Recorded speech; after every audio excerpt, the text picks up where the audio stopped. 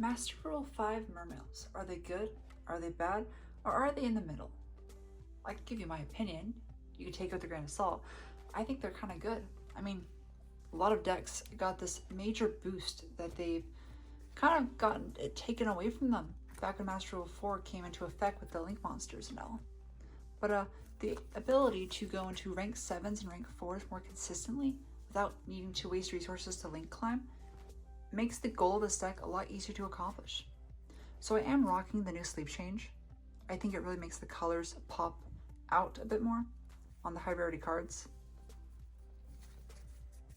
So the sleeves I am using are Dragon Shield Magenta Mattes, kind of like a raspberry color.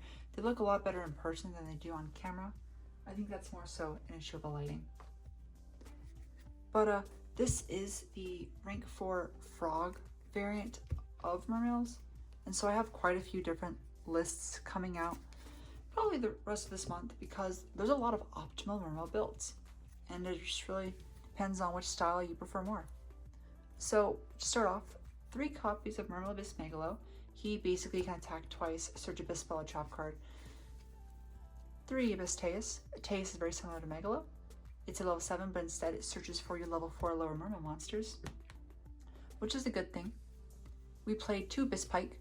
Abyss Pike is a very good card this format because he can play around Nibiru in one of our core combos. I'll show it off at the end of this video. 1 Abyss Gund. She basically revives your Mermail monsters from the graveyard. And to finish off the Mermail count, it's this tiniest Abyssalacia Exceeds package. Basically, you can use Abyss Teus and a water to search for Osha. Normal summon Osha, target Teus, special summon both a level 3 and Mander, and basically with an extender, be able to make it 2 level 4 Exceed monsters. So for the Atlanteans, it's basically the biggest core of the deck. It's your normal summon, as well as your main combo starters. So the 3 most important cards in the deck are 2 Divas plus 3 Neptibus. Diva gets Neptibus. Diva is also a tuner, so you're able to summon Needle Fiber without searching for any tuners or extenders. Neptibus is a +1 inherently. You can send a Dragoons or any Atlantean to the graveyard to add an Atlantean card from your deck to your hand, and basically you send Dragoons, add Dragoons, Dragoons add the Sea Serpent. So normal summon this +2. So the Dragoons, very important card. When it's into the graveyard to add your water monster's effect, you get to add a Sea Serpent from your deck to your hand. You can discard this like Megalo or Teus, or detach it as material from an Exceed monster and still get its effect. For the 2 one-ofs, 1 Marksman, 1 Infantry, I made the decision to just play 1 of each because we're kind of tight on space in this build because this is an Exceed build. And I rarely ever find myself needing multiples, especially with this type of build. Basically, Marksman can destroy face-down cards. Infantry can destroy face-up cards. This also has the effect to give you an extra normal summon, and this, when attacked directly or deals battle damage, can special summon a level 4 lower Atlantean from your deck to your field. It rarely comes up, but it does. The final 2 pseudo-Atlanteans are both Sea Serpents. It's Lapis Dragon and Moulinglacia. This is your searchable Needle Fiber outlet. It kind of just, that's all it does for now. Whereas Moulinglacia is a very core and integral piece in your hand loop strategy. When summoned by having 5 waters in grave, you can discard 2 cards forcibly from your opponent's hand. For the last water package, we play the 3 Swap Frogs and 1 Run and Toad. This makes us be able to summon Toadally Awesome a lot more consistently, as well as giving us the monsters required for link climbing to your link 4s. It also helps a little bit with consistency because it almost guarantees you get to play every single turn, provided you don't absolutely break into oblivion. The last waters are just because they're 3 hand traps, plus our Needle Fiber target.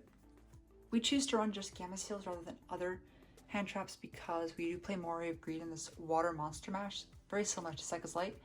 So Gamma Seal helps prevent that. And Fishborg Launcher acts like Glow Ball, except it can be discarded off of Teus or Megalo, which helps with consistency issues. So that's it for the monster count. It's a very large count. For spells, it's about 1/4 of the deck and consists of the most important ones: 3 Morays, 3 Call by the Grave. So because we run a lot of engines, plus a lot of packages like Osha, Frogs, Mermails, Atlanteans, Warrior of Greed helps unbreak hands, while also being a hand trap baiting draw card, because you can reveal 2 waters, to shuffle them back, to draw 3. It's not cost. So this can bait an Ash. And if your opponent likes to draw unlock you after resolving this, if you draw into Call by the Grave or already have this, it basically baits out their hand trap, essentially. So they're pretty good cards for this deck, especially the strategy.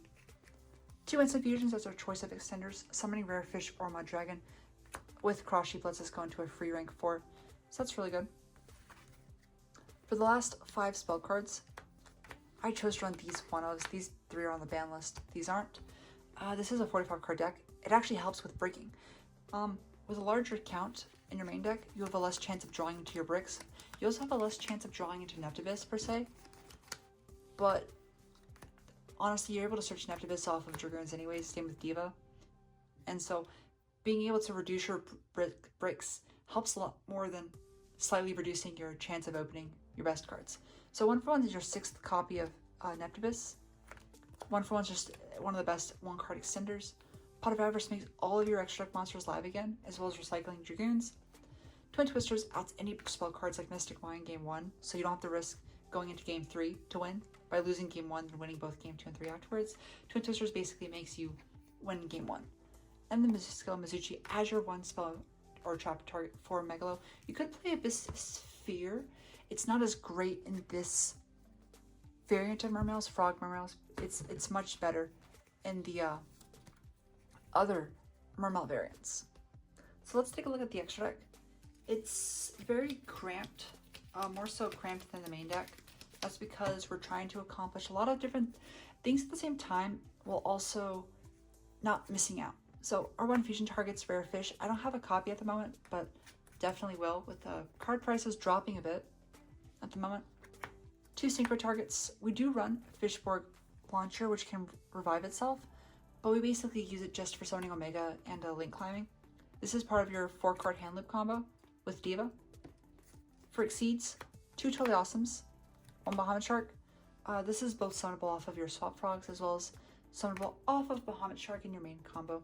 I made the decision not to play the second Bahamut Shark because we do run Mander for the Abyss Dweller plus Bahamut Shark combo, but Mander can also change the levels of Megalo and Teus to be able to summon VFD, and a VFD can basically shut down your opponent's entire turn, whereas Totally Awesome only stops 1 card effect. But they're all useful. There's no dead card in the extra deck, and that's the decision I chose to make with this deck. You're welcome to cut this out and just play the second Bahamut. As for link monsters, 1 Abyssalacia, she's kind of a boss monster per se, because she acts as a Raigeki break as well as a spell negate when you use the Megalo combo. 1 Anemone, she is a great extender to be able to special summon your Neptibus off of the Anti-Nibiru combo. Needlefiber is a good card. He basically facilitates the hand looping as well as link climbing. The same thing with Cross Sheep, works well with instant fusion. It's also generic, but generic doesn't really matter anymore since we no longer are mandated to special summon only to the extra monster zone. These can all be special summoned to the main monster zone now. This is a Master 05 deck list. So for the 3 boss monsters of the deck, 1 Blackluster Soldier, Soldier of Chaos. This is just such a good card. We play 3 Megalo, 3 Teus, so we can get the most of him, unlike other decks. So being able to just use this with Megalo and Teus instead of using Abyssalacia, which I chose not to run because I valued these 2 way more than I did Abyssalacia. And the last 2 is Abomination. This card's really good with Totally Awesome, Twin Twisters, and Abyss Sphere, simply because whenever a card is destroyed, this basically triggers its effect to destroy an additional card. So if you use Twin Twisters, destroy an extra card. Totally Awesome to destroy and steal, destroy another card. End phase, destroy a card. Battle phase, attack, destroy a card. It's really good. It's huge pressure on the opponent. And why not Apollousa? Because Apollousa is just such a great boss monster that's generic. We don't use her for the zones. We basically just use her to negate all of your opponent's monster effects. So the extra deck space is very tight for this build because we don't want to miss the chance on like summoning good Exceed monsters, but also Synchros. We play 4 extra deck types in this deck. Links, Exceeds, Synchros, and a Fusion. It's very, very cramped. So I did want to show you the Anti-Nibiru combo, and this is a combo using Teus and Dragoons. I mean, it's very standard setup, but it allows you to basically play around Nibiru. Yeah. So to start this off, we're going to use Teus to discard Dragoons. Teus's effect is going to add Abyss Pike, and Dragoons is going to add Neptibus. So we're going to normal summon Abyss Pike. This is our second summon. Use his effect to discard the Dragoons, to add Abyss Gund from your deck to your hand. Neptibus' effect will special summon the Dragoons in our graveyard. This is our third summon. So our fourth summon would basically be Bahamut Shark. Bahamut Shark's effect to special summon Toadally Awesome by discarding Dragoons. And then this is our fifth summon. Dragoon's effect can add Megalo from your deck to your hand. So this very simple startup to this combo basically lets you summon Toadally Awesome as your fifth summon, which means that at the moment Nibiru becomes live in their hand, you have a monster negate on board to stop. And the best part is that when you continue your combo, you don't link this off. You link off both Bahamut Shark and Teus for Marincess Coral Anemone, and then Coral Anemone will revive Prince, use Prince's effect to send Dragoons, add Dragoons, Dragoon's effect, add Moulinglacia.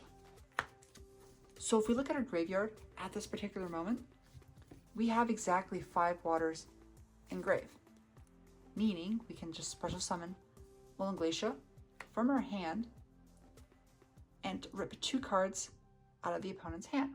So not only does this combo evade Nibiru, but it also takes 2 cards from your opponent's hand without even using Megalo or just extending farther.